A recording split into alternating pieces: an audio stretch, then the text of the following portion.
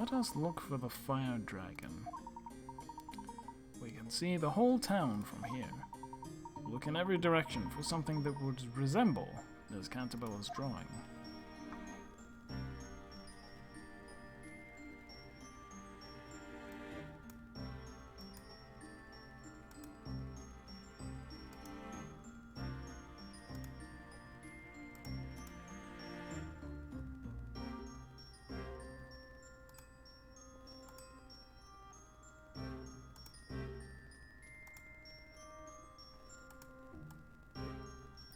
Oh no. Oh, wait, look down here.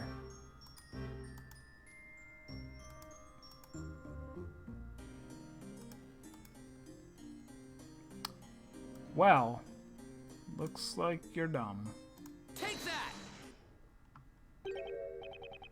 Espella, can you have a look at this? It looks like the dragon was hiding in here after all.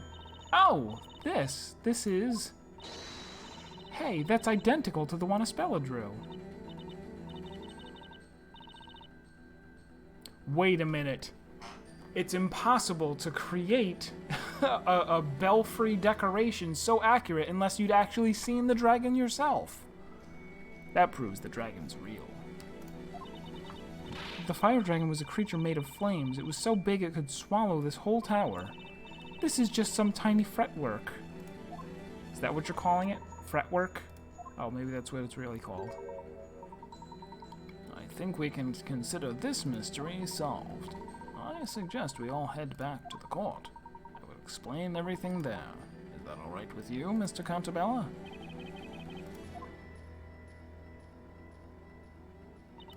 What's gotten into Mr. Cantabella? He looks paler than you do with a cold.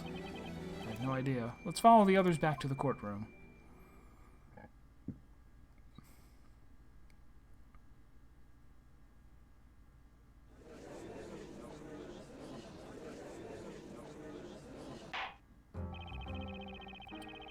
The Inquisition's investigation seems to have yielded some unexpected results, but can someone explain them to me? Your Honor, the Inquisition will interpret the results of its investigation. Witness! You said that you were about 6 years old at the time of that incident? Yes, that's right. Did you see the moment the dragon appeared above the town? Huh? No, I don't remember. I remember seeing it at some point. It was like a flash. The town was ablaze and this fiery beast was hovering above it. Then, when you noticed the dragon, the town was already engulfed by flames? Yes. That information completes the picture. Miss Cantabella's statement has offered me an insight into the true story of the fire dragon. Over 10 years ago, Ms. Cantabella was in the belfry, unconscious. It's always unconsciousness. What event led to this? Perhaps we will discover that in due course. When she awoke, the whole town was on fire. Having inhaled much smoke, she was still dazed. She was only vaguely aware of her surroundings when she looked up, alarmed by the scorching heat. Unable to stand, she was on her knees. And then, she saw something she would remember her whole life, except for her entire life that she forgot it until 2 days ago.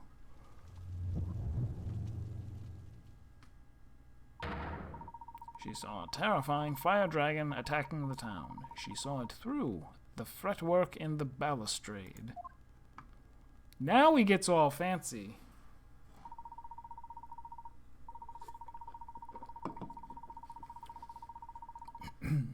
The shape of a dragon, against a backdrop of the town being swallowed up by flames, became imprinted in her memory. That is the truth about the fire dragon. That is what I have deduced.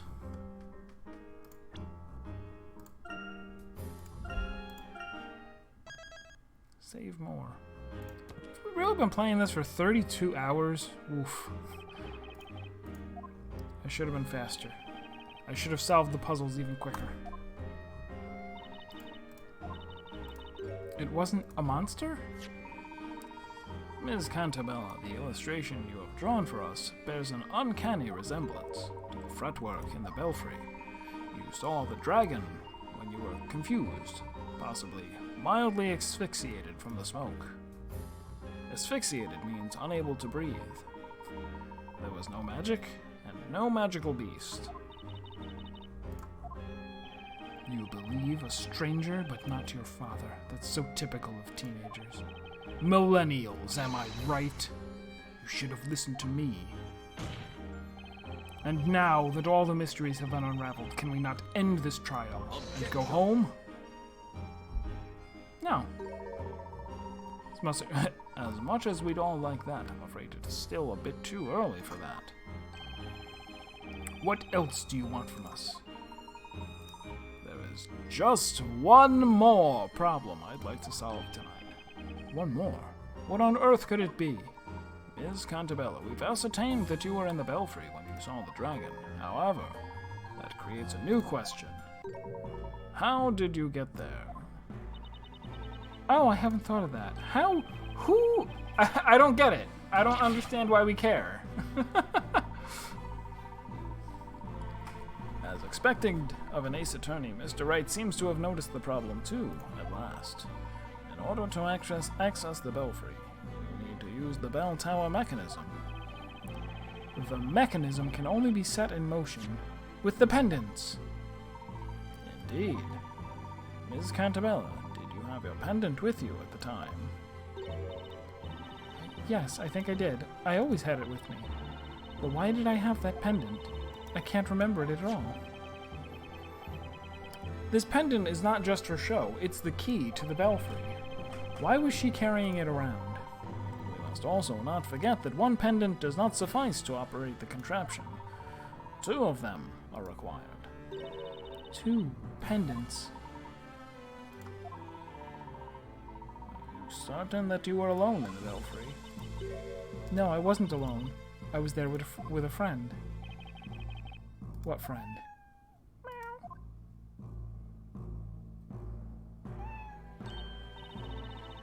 Oh, it's a cat. We were all hypnotized to think that it was somebody named Darklaw.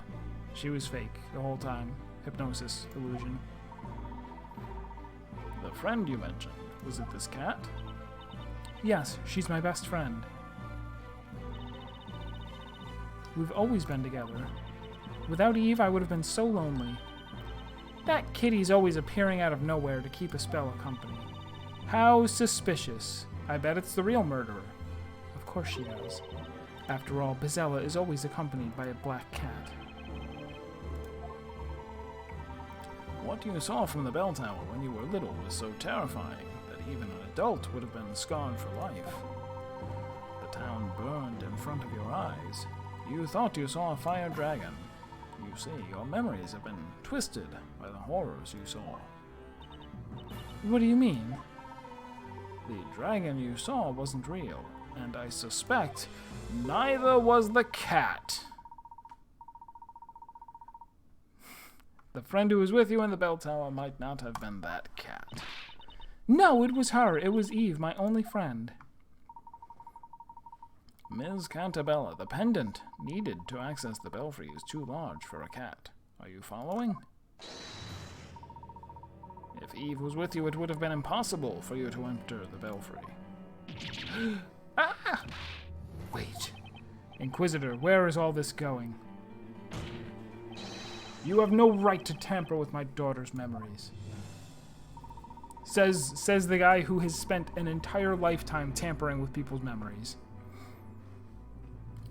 You are right, of course. However, neither do you. That just sounds like slavery with extra steps. Nor should you attempt to cover up the truth. Ugh. No, you're wrong. Sorry Wachigaoyo. Eve was my only friend. Think about that day again, Miss Cantabella. Layton's doing way too much talking here. It's starting to hurt my throat. You went to the top of that bell tower with a friend who also had a pendant. Well then, why don't we have the defense present some evidence? And by evidence, I mean just show me a picture. If they kind of look like a cat, then okay, that counts. Can you prove that someone was with Miss Cantabella in the belfry that day? See, fuck.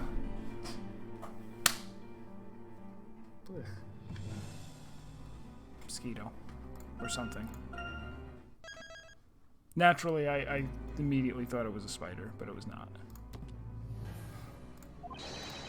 If so, I'd very much like to see the evidence, and by evidence, I mean just a picture is fine. I have nothing on the legendary fire. Why ask me for proof? Tell him, Nike. I suppose you wouldn't have any proof. Not one of us remembers that incident.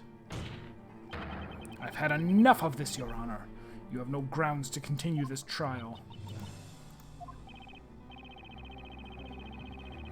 Well, we appear to have reached a dead end. There is nothing else for us to do. Objection. Done. Please, hold on, Your Honor. Oh, what is this all of a sudden? Inquisitor Layton? The defense does not have the necessary evidence, but someone else does. What do you mean? This time, the Inquisition will present its evidence. Inquisition will present evidence as... Whoa, I didn't click that. I clicked once, but it flew right through. You son of a witch. This is... You dastard. You dastardly dastard. This is what you wanted from the very start, isn't it?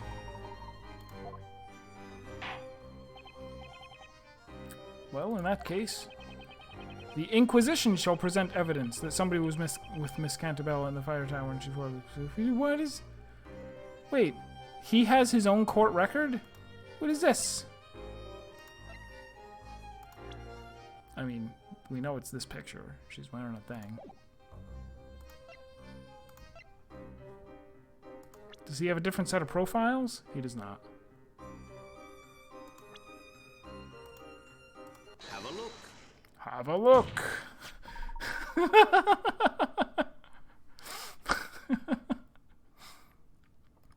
This is the proof. This photograph shows Ms. Cantabella with a friend. Golly, this is the finest illustration I've ever seen. I was just thinking that. They don't know what photographs are. It's a photograph. It looks as if it were a reflection of the real world on paper. Tell me, who created this exquisite work of art? Well, Your Honor, I understand you are fascinated, but let us focus on what this picture shows. This picture was found in the Storyteller's Tower. Mr. Cantabella, we have taken the liberty of borrowing it for this trial. We broke into your house and took your precious things. It's enough to look away for a second, and already you already caused trouble. Professor, aren't photographs against the rules? I mean, this is supposed to be a medieval setting. Meh, who cares? What's important now is helping Ms. Cantabella to grasp the truth. And the truth is, she had a friend when she was a kid. That's the whole truth. Whatever. And in this case, the ends justify the means. Grr! Please, take a close look at the two girls in this picture. Each of them is wearing a pendant. Why, that's so. These are the Belfry contraption pendants. We know that one of these girls is Miss Cantabella, but then, who is the other girl? Accused, do you have any idea? Isabella, are you okay? It doesn't look like she is. It's me. And the other girl is... She's... I don't know. Wah! Isabella. Your Honor, stop this trial. Stop it right now. Can't you see you're driving Isabella into insanity? Objection. It's just the opposite, Mr. Cantabella. If we turn away from the truth now, Isabella will close herself to the world forever. Grr! Mr. Wright. Yes? You know who it is, don't you? You know the identity of the other girl in this picture. Is that so? If the defense knows that, tell us all who this other girl is. Oh no! Wait. Shh. I ruined the joke. I was gonna say, I can't remember the guy's name. Who was the guy who was the Inquisitor the whole time? Not Belduke. That's the alchemist. Whatever the other guy's name, the dabbing punch guy. I was gonna be like, why isn't he here? He's clearly the other girl. But okay, it's Darklow. They don't even like. Whatever. Take that! I don't mind that there are easy questions. That's what almost all of a Phoenix Wright game usually is. I'm thinking it's High Inquisitor Darklaw. High Inquisitor Darklaw? I cannot say I didn't have slight suspicions about her, but oh my. Suspicions that what? That once upon a time she was a child? Miss Contabella, what do you say? Do you now remember the girl next to you in this picture? I was with Lady Darklaw.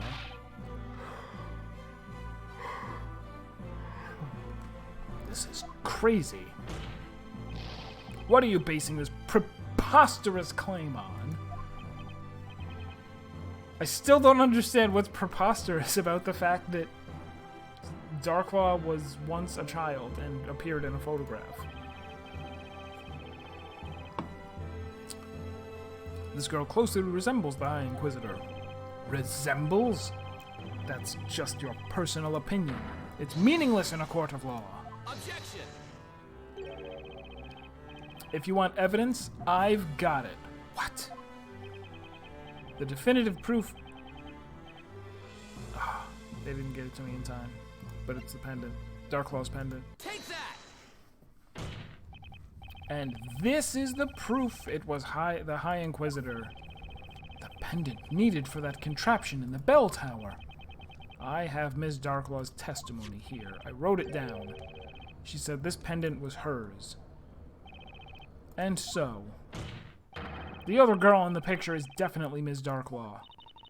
Is it? Is it really?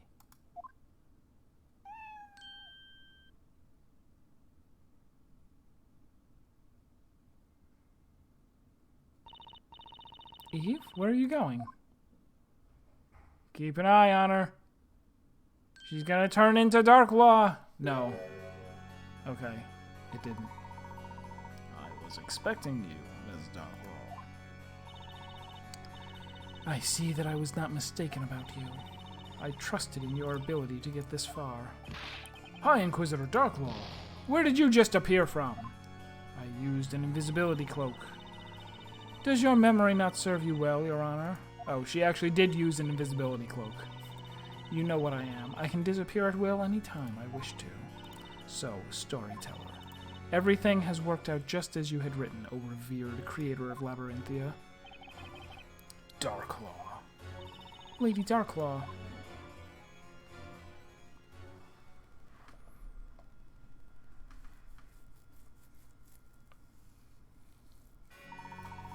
Ms. Darklaw. Did you enter the Belfry with Ms. Contabella when you were little? Yes, I did. Then you have memories of events from before 10 years ago? I certainly do.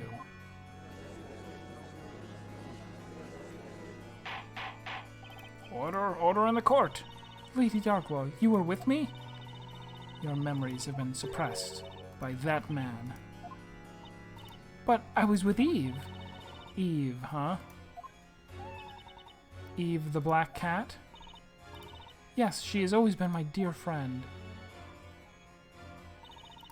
She was by my side that day, too.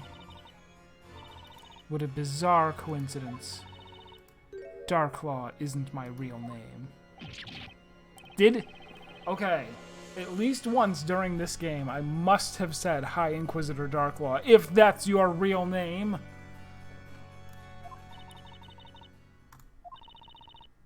It's Eve. What? Okay. You are Eve? I thought you were a cat. You let me put a collar around you.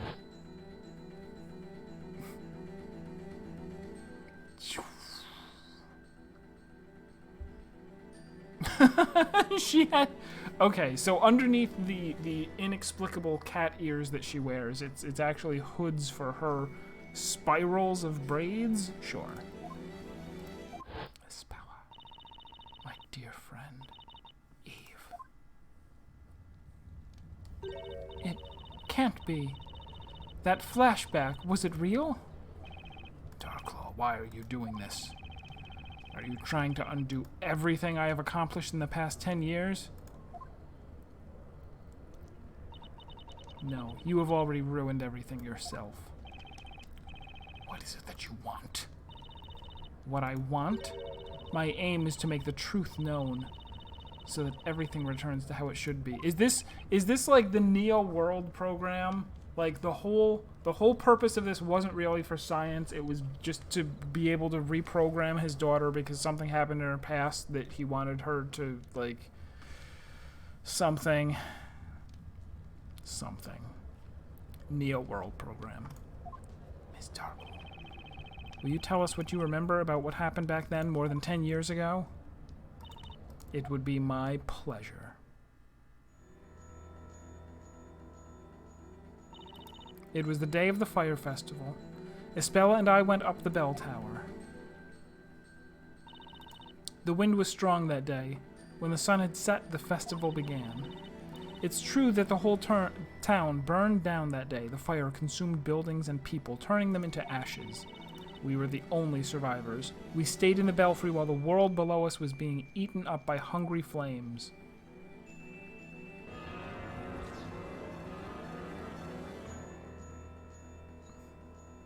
The legendary fire is no fable. It happened here more than 10 years ago.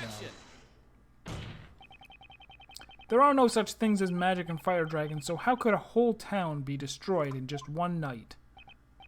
Yes, that's something I'd like to know as well. Even if we assume the celebratory fires got out of control, surely the whole town wouldn't have perished like that. Now it all makes sense. Oh, that was the missing piece of this puzzle. What do you mean, Professor? I can imagine now what transpired that night. What happened in the belfry, and what caused the legendary fire? Oh, did she... Oh, she rang the bell. You weren't supposed to go up in the belfry and ring the bell, and she did, and they all had, you know, they all lived in the town, so they had the stuff in their bodies, so they all fell unconscious, and everybody died, and he did this whole thing in order to erase her memories of that happening. Got it. We have all the clues we need. So does that mean that the game's about to end, or is he gonna take an hour and a half to get there? What caused the legendary fire? It was the Bell of Rowan. Kind of, right? Have a look. The cause of the fire is in the belfry. It was the bell? That bell had been made by the natives, and later sealed underground. It was called the Bell of Ruin. Bell of Ruin? By the way, why does this bell have such an ominous name? Could it be because it's made of pure silver? Pure silver? Exactly. Mr. Cantabella has told us earlier.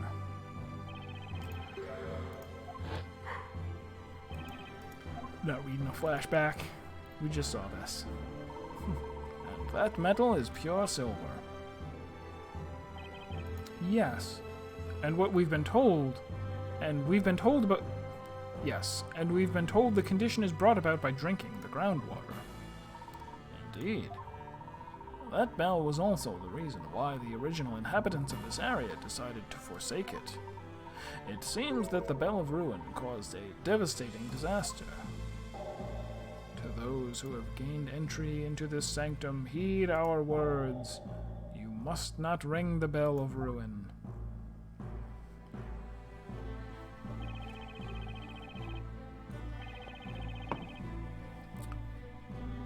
I can't help but wonder what disaster this bell had caused. An enormous bell made of pure silver, and the locals with their peculiar condition. It's not too hard to imagine what happened. It was probably the same calamity as the one that happened over 10 years ago. And that is? Well, what disaster happened to this town before Labyrinthia was built? Ah! The Densetsu no Honoyo. Now, let us contemplate the following scenario. What would happen if the Bell of Ruin were sounded during the Fire Festival? Oh. Everyone who heard it would fall unconscious. As it was an annual festival, all the townspeople were assembled in the town square. Oh dear. Therefore, on the night of the Fire Festival over 10 years ago, all the residents instantly lost consciousness when the bell was struck. Oh no. Had it been even just slightly windy that day, the fires lit for the Great Witch Bezella would have gone out of control, and they would spread throughout the town with no one left to stop them. Because everyone was unconscious. Exactly. That also includes the 2 girls who were in the belfry. Isabella and I. You were the closest to the source of the sound, so it was inevitable. When you recovered consciousness, it was already too late. The town had been swallowed by flames, as if a fire dragon had come to burn it. That was a calamity caused by the bell. Calamity? You say here that the cause of the calamity is the Great Witch Bezella. That night, in this very town, Bezella was more than a mythical persona. Bezella. She's losing it again.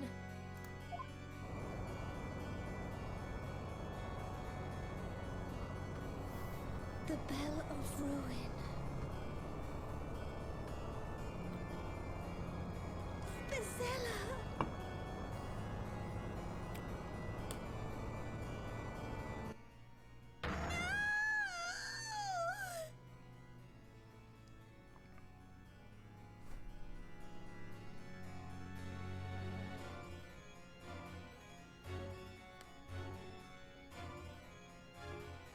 Why?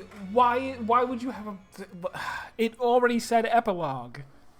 You can't have anything after an epilogue. This is a bunch of bull hockey.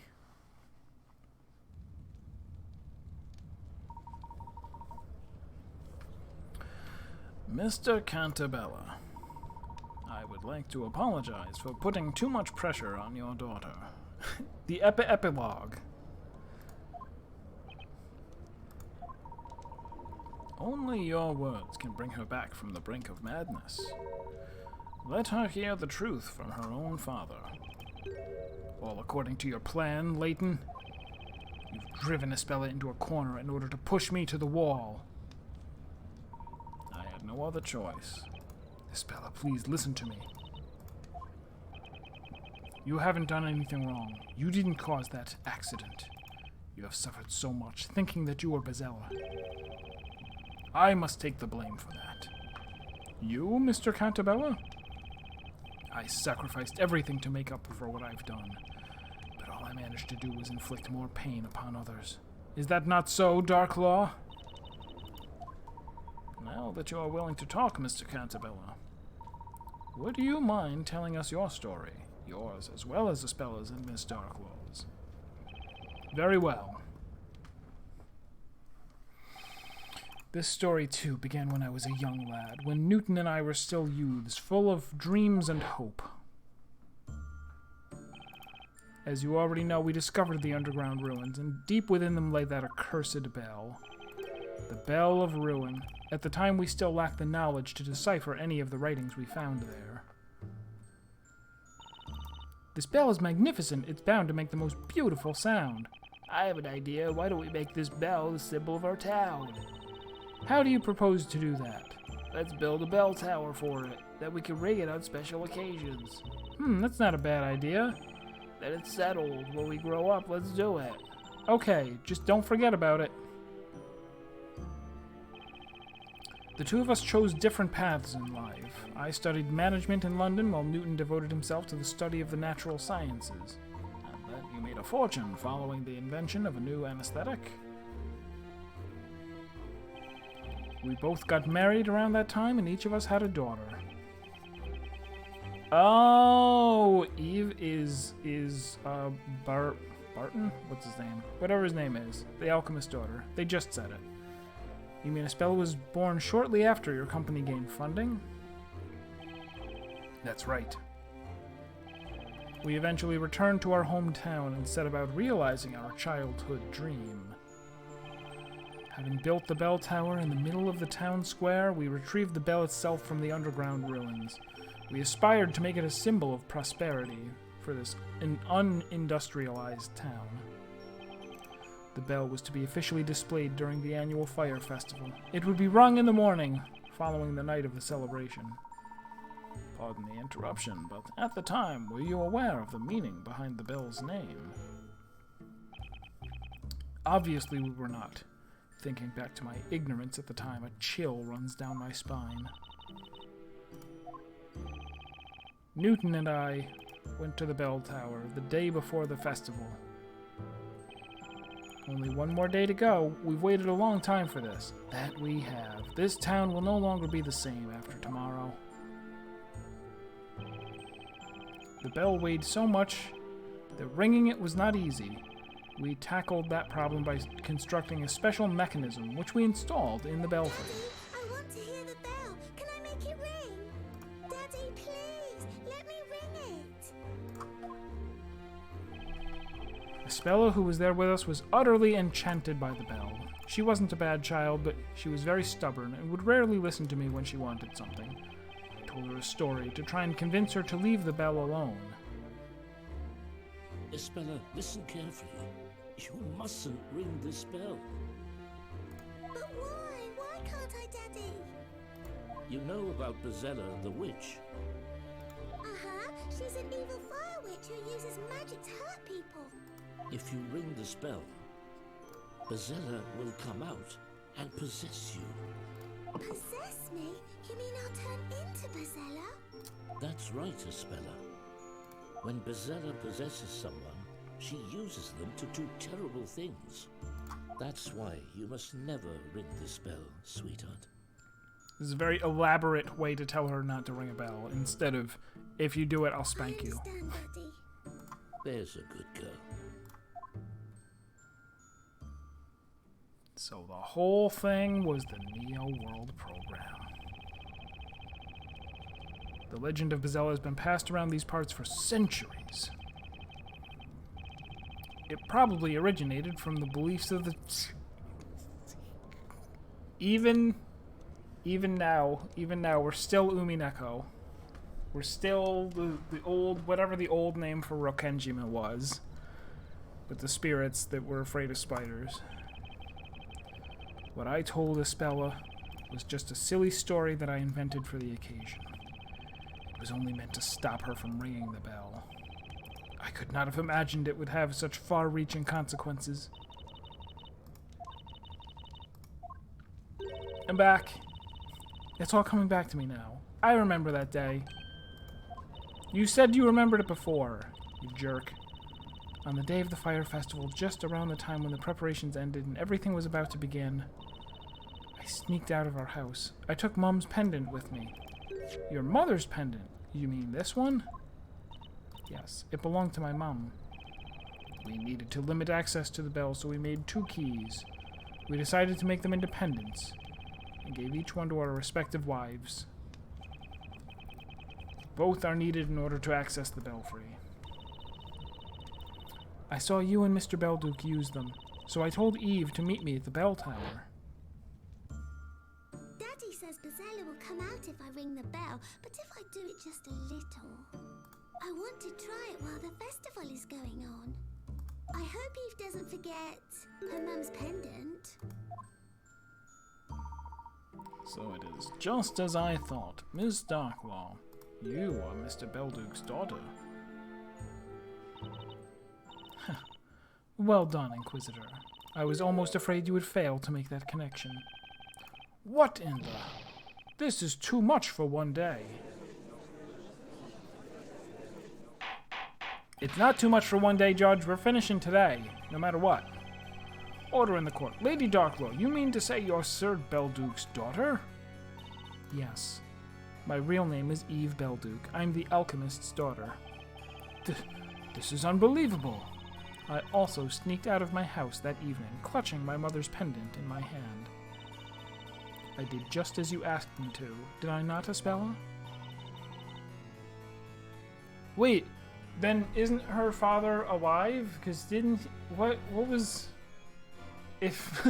If they had witches hanging out next to every single witch, invisible, then didn't they, like, see him... Did he wind up getting poisoned or choked? Which was it? Who knows? I have to hurry. No dawdling. Espella, my mum's going to be so angry if she notices I took the pendant. Don't worry so much. I just really want to ring that bell. I want to hear it.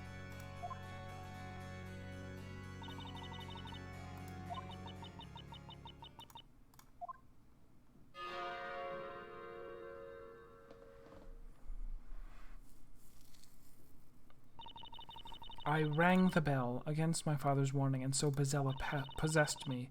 Because of me, the town and everyone in it. They're all gone.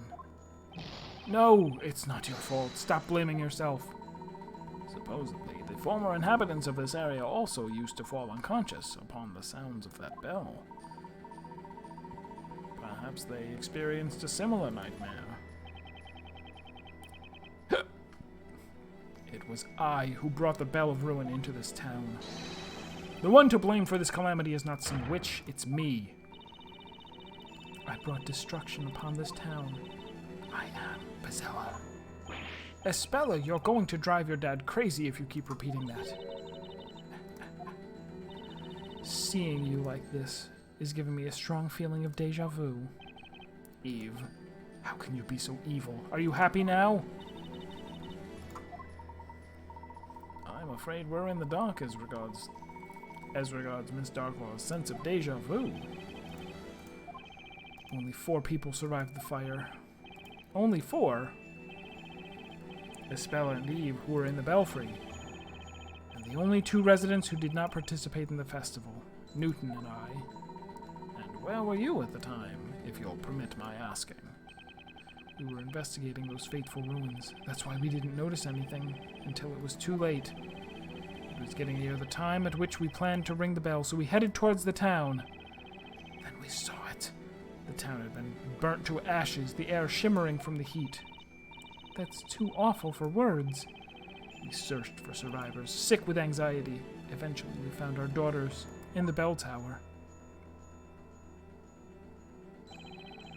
Espella was unresponsive, like a doll. Eve was crying at her side. Our relief at having found them vied with terror caused by the disaster.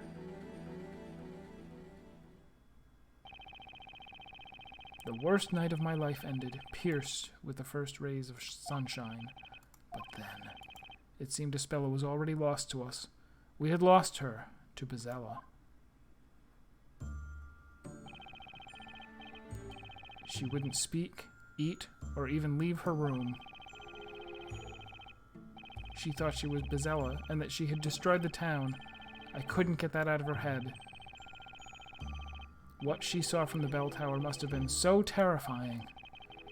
But it wasn't shock from what she had seen. My words had put her in that state. Had I only not told her that stupid story. We had been grasping at straws, trying to find a way to save Espella's mind. But whatever we did, her eyes would remain impassive and empty. In the end, I came upon a certain idea that offered us a glimpse of hope. What was it? The suspense, it's too much for my aging heart. I believe I may know what it was. It was the only way to get through to little Espella. Inquisition, what are you talking about? What was Mr. Cantabella's idea for...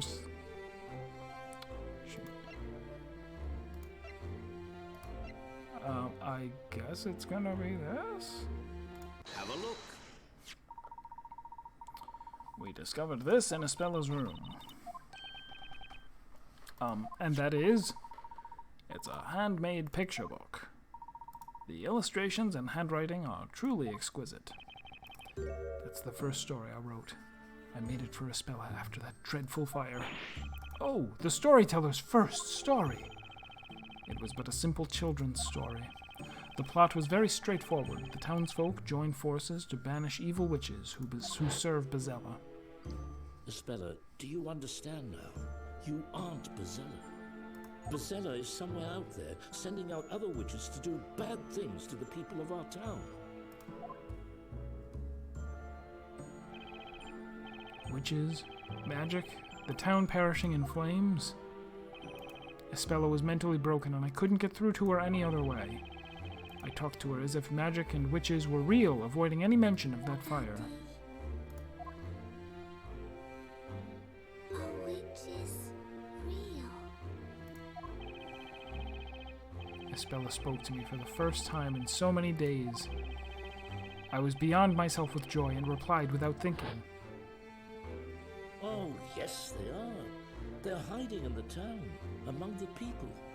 But it's just a fairy tale.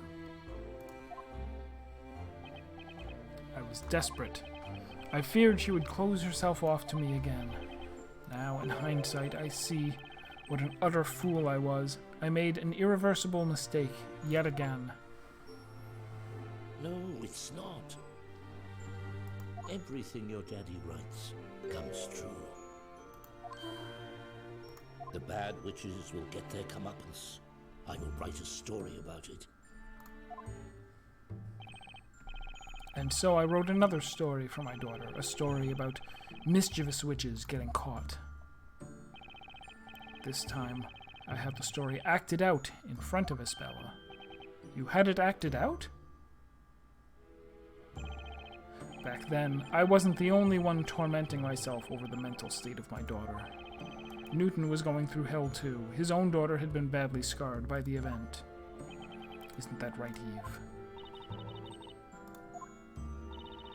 My father and I repaired a building that had survived the fire and continued to live in this town.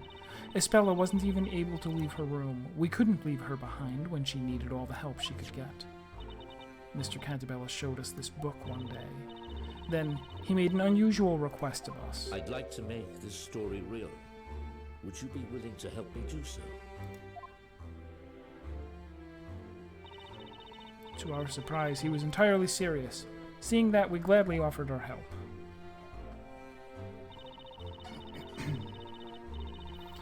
A story about evil-doing witches getting caught and punished, and Bezella the source of them all. Were you paying attention, Espella?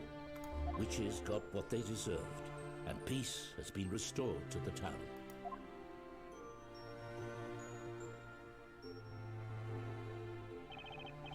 Espella smiled at the end. Then she whispered to herself, It wasn't me.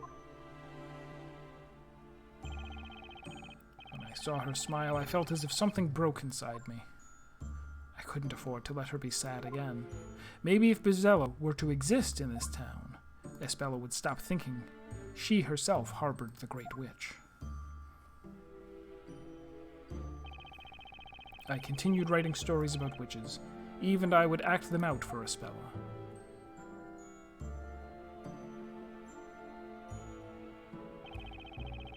And gradually, the number of characters in my stories increased. That was, of course, largely due to the ongoing reconstruction of the town. How much reconstruction? You should save again. Always saving. Always be saving.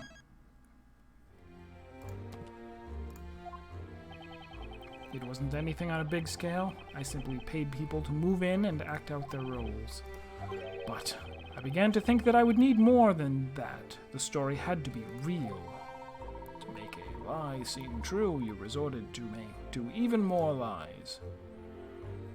Yes, I was certain that was the only way. How did I do so? I remembered about Newton's research. He was working on a certain medicine. It was a kind of tranquilizer, spelled with 2 L's. made from local plants that he was testing at the time.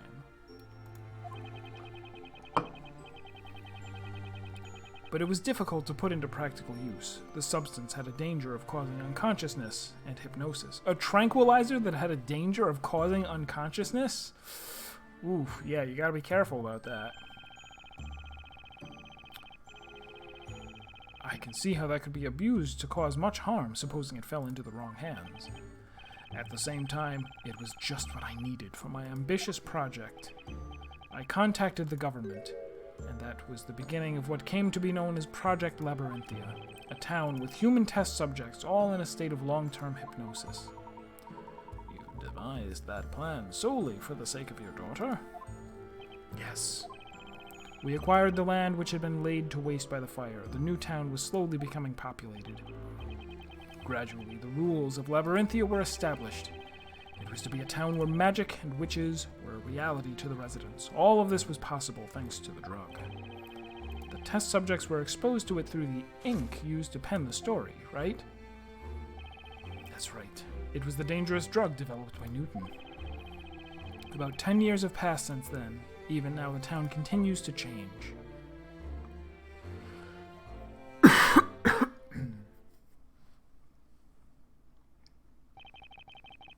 Da-da-da-da-da. Da-da-da-da-da. Project Labyrinthia. Yeah, there was obviously no way. I had a feeling. I was like, nothing is ever anything but long-winded in visual novels. Even if I had known, like, the amount of reveals in the thing, it's like, okay, there's no possible way they fit that into an hour. No. And we still might not even finish by 9. I'm hoping that we finish by 10. Like, I'll stay late and keep streaming it, but but I do have work tonight. And all this was done for one girl. Espella was only able to be herself when she lived within my story. Oh, the irony of it. Only within a world in which Bezella was real could Espella's tragic memories be sealed. All this while, Eve was assisting me.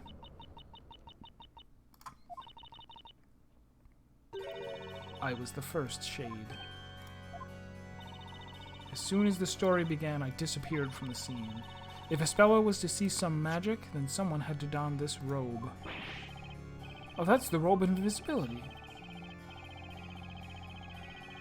So wait, is it nanomachines or is it hypnosis? Is everybody just hypnotized to, oh, you can't see people if they're in black robes? I gave Espella new memories so that she could live in this town with everyone else. I also sealed my memory of her friend Eve. What? My existence was too strongly connected to her memory of the fire. Afterwards, I returned as Darklaw, a stranger to Espella. But even if you were doing this for Espella's sake, that's just going too far. I made that choice. I do not regret the past 10 years. Meanwhile, my father was supporting Labyrinthia from behind the scenes in his own way. Do you mean his contributions as an alchemist? My father's knowledge of medicine was indispensable for this town to function. The hallucinogenic ink was my father's work as well. So it was. Newton and Eve sacrificed more than anyone else for the sake of Espella and this town. I will be forever indebted to them. We wanted to save Espella just like you. But then, there's still something I don't understand. Why were you trying to destroy this fake world? In the end, you chose to betray Espella and Mr. Cantabella. Oh, but I've told you already, have I not? It was your revenge against Mr. Cantabella for choosing to end the story, correct? Layton vs. Wright, final chapter, post-epilogue 1.5 Origins, 365 over 2 days. I wonder whether that was the true reason. Professor? Would Miss Belduke really betray them merely because she did not want the story to end? I dare say there was another, considerably more important reason. More saves.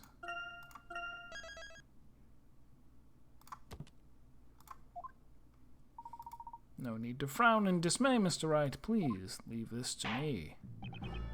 Well then, let's hear what the Inquisition has to say. What other reason?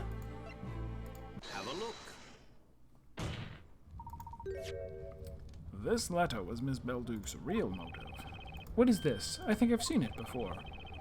Now we've used all four.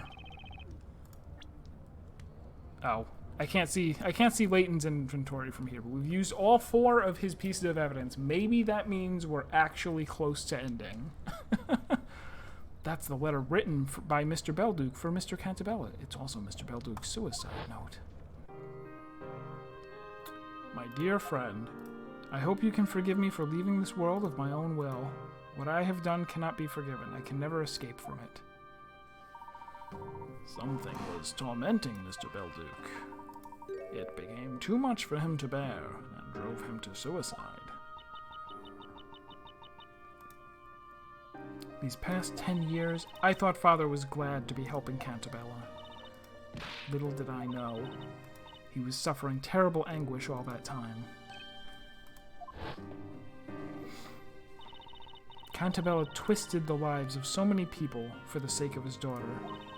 Was the story not but a glorified lie, stripping so many of what little happiness they had? All those years, Father was racked by a crushing sense of guilt. His agony culminated in the incident of 3 months ago, Mr. Belduke's death.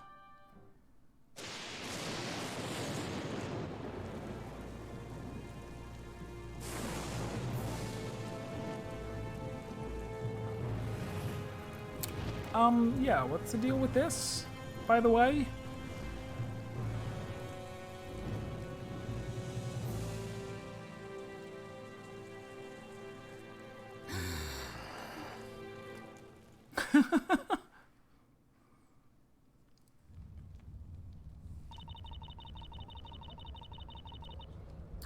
Did they have like a giant invisibility sheet over it and it blew off in the thunderstorm? Okay, yeah, just the exact same thing that Serp just said. Before Labyrinthia was created, certain things had to be concealed in order to seal Espella's memories. Had she seen them, she would have remembered. They were simply too dangerous to her. One of them was me, Espella's friend Eve. She had to be reborn as a shade and disappear into the forest. The next thing was the bell tower. I see. Had she seen it, it would have been certain to stir up those traumatic memories. Memories of the legendary fire. The only way to prevent that was to erase the bell tower from Labyrinthia. But how could you do that? Using the same method as with this robe. The robe of invisibility? In short, we covered up the tower with a huge robe. Although it wasn't as easy as it sounds. It cost hundreds of millions of pounds for the British government to make an invisibility nanomachine cloth large enough to hide an 8-story tower. But it was worth it, because this is a science experiment. Only the townspeople couldn't see it, is that correct? Indeed. I don't know what to say. At any rate, the situation changed due to that lightning strike 3 months ago, did it not? It was a most unfortunate accident. The lightning set the bell tower's cover on fire. That cover was quickly consumed by flames, revealing that abominable bell tower. The beginning of all of this, the Bell of Ruin, appeared before us. It was mockery of our efforts. That tower emerging from the flames must have seemed like a sign of divine anger to Mr. Belduke. A sign that no matter how you attempt to conceal your sins, the truth will eventually float up to the surface. Having realized this, Father chose death. He was such a kind-hearted man. I didn't have an inkling of what he'd been going through. To him, the participation of Labyrinthia's people within this project was not voluntary. Even though they had themselves signed the contract, he believed he felt those people were being deceived. Father took his life because of you, Cantabella.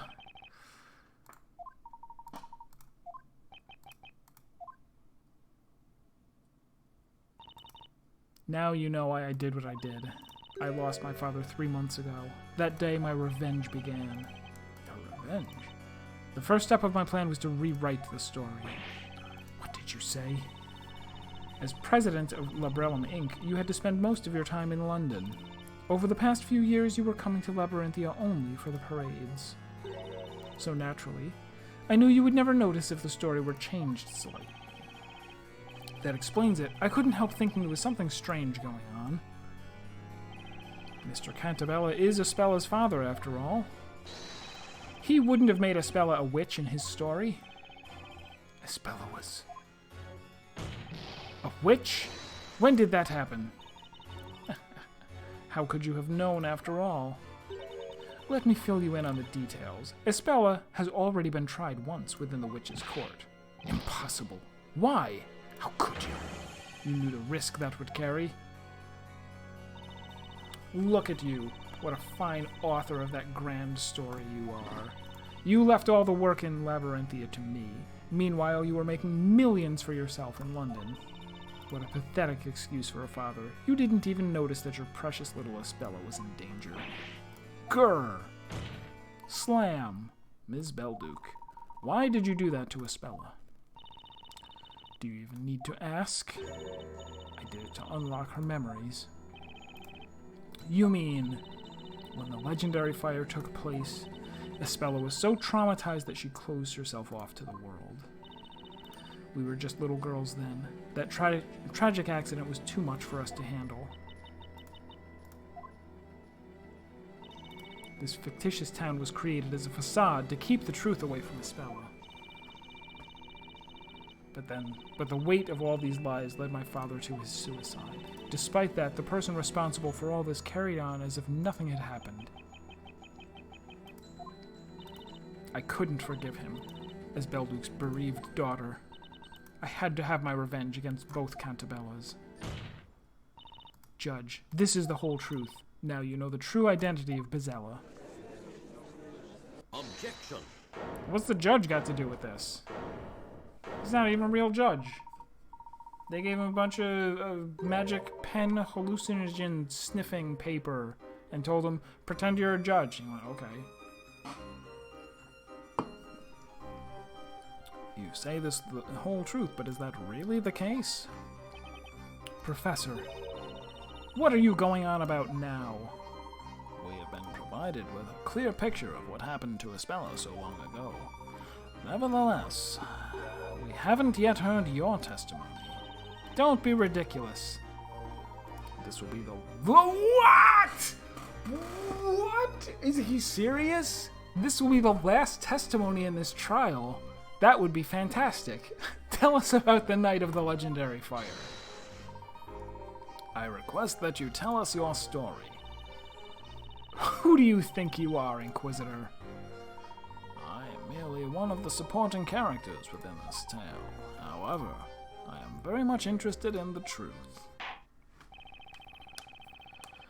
This has been a very long trial, of which this shall be the last interrogation. The court demands that the single other witness of the legendary fire provide us with her testimony. Very well. There is only one truth. Nothing can change that.